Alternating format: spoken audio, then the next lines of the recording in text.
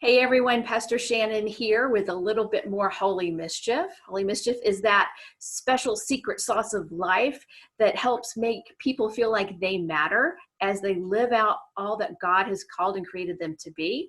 I have with me Susan King. Susan, say hi. Hi, how are we? Susan is an educator in the Fayette County, Georgia school system. Will you tell us a little bit more about where you work, what you do, and who lives in your house right now? I'm Susan King. I am a teacher at Starsville High School. I teach juniors. And I also have a son who's a junior and a daughter who is a sixth grader at Rising Star. So I'm the, parent-teacher combination. Okay, great. So we have a lot of parents who are dealing with a lot right now. And I think that one of the things about having you on here, when we're trying to think about being all that God has called and created us to be, and we have this new family and school situation thrown in quarantine, I think that sometimes we can't really focus on who God has called and created us to be because we're dealing with something new. So I think if we could focus on that for just a little bit, we will be better off down the road. So what I love about your situation, not only are you educator and parent, but you have been educating and parenting all year long, Right. just in the classroom instead of at home. So tell us let's start with a teacher perspective, because I've heard from my daughter's teachers. My daughter's in middle school, and two of her teachers on her team go to our church. So I've heard from them. First of all, this should have been said way earlier in this recording. These teachers are rock stars. Like all teachers are rock stars. You've heard it a million times, and I just want to name it.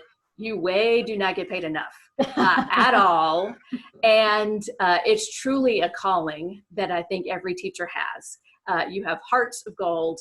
And if I could give you gold stars and a standing ovation with a whole bunch of people, that's what I'd be giving you right now. But so that had to be said. So from a teacher's perspective, what are some of the things that you think parents need to know that we just haven't explicitly been able to hear? Well, a couple things. There's several things that kind of like really stand out, things that I would like to tell the parents of my students. I think probably the biggest thing is that everybody's number one priority is your kids' health. That is their physical health, their mental health, their emotional health, and yes, their academic health too. But our primary goal is to keep them healthy as humanly possible. In that, we have to prioritize. Hey, puppy. In that, we have to prioritize. Again, I think parents need to be prioritizing what their kids have to do. If there is a class that the kid is struggling in, go ahead and do that class first. And if you don't get to everything, then you don't get to everything. And this is not a normal year, and we're not going to stress about it if you don't get to every assignment. So I think that's probably our biggest thing is that, look, you need to know what it is to keep your kid emotionally and mentally sane. And if that means cutting down on what they've been assigned, okay, do it. Okay. Well, so that gives a lot of, I think, relieves some of the pressure, certainly. And a lot of people in our community, and there's a lot of people around the world that are that type A, like, I've got to make sure my kid does X, Y, Z. Right. And to just have a little bit of freedom, like this is not normal. So we're not going to treat it the way we normally treat it, I think is good. Now, so you mentioned kind of listening and looking at your child. So what are some things as a parent or as a teacher that you look for in your child to kind of know when it's time to stop pushing? Well, for us, I basically kind of sit down with my daughter and we're all at the kitchen table together. And I can kind of read her stress level. I can read like how confident she is with the material. And as a teacher in class, I do that all the time. It's one of the soft skills of teaching is learning how to read a group of kids. And I'm not talking about one single kid. I'm talking about when you've got 28 of them in front of you. Learning how to kind of take feedback. When do we need to stop and joke for a few minutes? When do they need to make fun of me? When do they need to, just take a minute to breathe? And then when can we go on? And as a teacher, that's one of those things that I can do in class. Well, now I can't see them. You know, when I do see them on a Zoom session, they're like a box that's like that big. Yeah. And so I think we really need to have the parents read the kids. And if the kid can keep going and the, you know, whatever the academic day is now, then go ahead and let them keep going. But if the kid starts getting stressed out, just stop. It's okay to stop. I'll tell you, today we were, my 12-year-old and I, we were sitting there trying to get through some math. And I had a whole list of things for her to do, and she was on number 2. And at number 2, she just couldn't do anymore. And it was just, you know, I'm not sure what it was, if it was the content or if she was just stressed out by maybe I made the list too long or whatever, but we stopped. You know, I let her go outside, and we, you know, patted the cat for a little while, and I was trying to get her through the last few things. So we did a few, you know, math problems with sidewalk chalk on the driveway. But again, there has to be a point where the parent can read the kid, and if the kid just isn't into it anymore, that's when you stop. Yeah.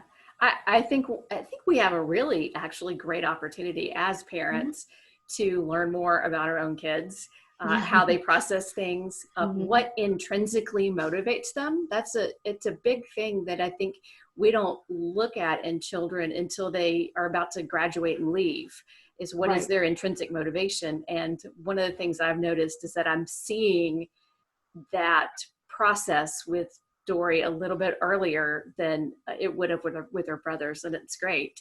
She's self-pacing in certain ways. That is her own rhythm, that I'm, you know, just, hey, did you get this done? Little push, little nag, but she's doing well. I think. Well, and you know, kids who are working for, you know, for most kids, having a grade book tied to it is not intrinsic motivation anyway. Yeah. So it's, you know, taking the grades out of the equation now has actually been very eye-opening for us. Yeah. So from a parent and teacher perspective, how should we look? You know, we're done here in Fayette County May 8th. If everyone's gotten everything in, then they're pretty much done. What, as a parent, summer doesn't right now look the same as we thought it would, like camps and vacation Bible school or mission trips. A lot of the things that my family would typically be participating in have either gotten canceled or we're not sure if they're going to happen. Same, yeah. So we always see that drop off in the summer, or we hear about it in the school system.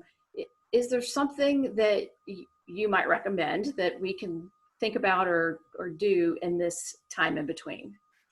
Well, I think, you know, kids are really going to need, kids always need a break. In June and July, kids always need to have a break. You know, particularly in this environment that we're doing school in now, you know, these kids are stressed. These kids are really, really stressed. So I think giving them a stress break, you know, I think this is a good chance, since you were talking about intrinsic motivation before. What are they intrinsically motivated to do now? What are their interest level now? Well, if you can find that out now, maybe you can kind of build on that in the summer, which, you know, you may not have been able to do before. So I think that might be a fun thing, you know, finding out my kid really loves the art project. Well, maybe let's talk, you know, let's go for some more art type things. I've seen your daughter's drawings. They're pretty amazing. They're pretty awesome. She's an artist. She could easily do a comic book. Oh, has done many. Father-daughter comic book. I see that. Many. Yeah, that's pretty awesome. I think that's perfect. You know, with this, I don't want to call it homeschooling because it's not. It's a collaborative schooling at home. And I see the same thing in the church world. We're doing online church, but I see the family. Like, I'll see pictures of the family unit in their jammies watching the service online. I think there is more dialogue about faith and religion, as well as what's going on in the classroom now at home, than there ever has been. And I see that families could, in this summertime, they really could bond together over something academic or an interest or something religious if they wanted to, because they have this time in a different way than they did before. Of course, right. Yeah. Again, I'm hoping that they're going to find something, like I'm a U.S. history teacher. So, let's say, we're doing something U.S. history and dad walks in and now he's giving an opinion, and now there's a dialogue happening that wouldn't normally be happening. I mean, that's pretty special. That's a thing to be celebrated. It is. This is hard, but I think that there can be some good outcomes for this. There's a really, really, really awesome silver lining. And frankly, we're all incredibly lucky right now. Yeah. Well, that is amazing news. And so my challenge to everyone is to find that thing this summer with your family, whatever it is, to do something together that is motivating together. Because I think that we have a silver lining here and an opportunity that we don't want to let go. So thank you so much, Susan. Absolutely. And again, all teachers are rock stars, and we love you. Bye. We love our students. We miss